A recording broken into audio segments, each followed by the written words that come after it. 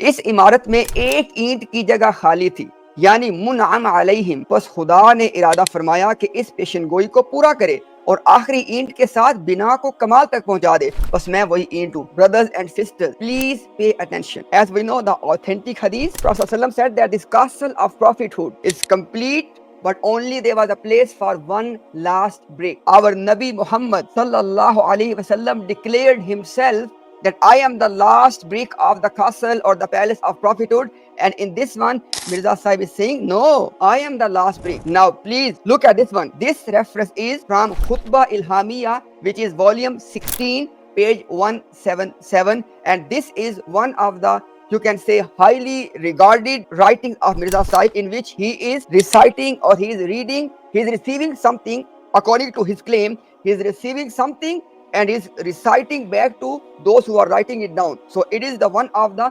main revelations of his prophetic career, in which he is claiming that I am the last brick of the castle of prophethood. And we all know that who is the last brick? Our Nabi, our beloved prophet Muhammad sallallahu alaihi wasallam. So you can see how what I said in the introduction of the video, how that's coming into play now.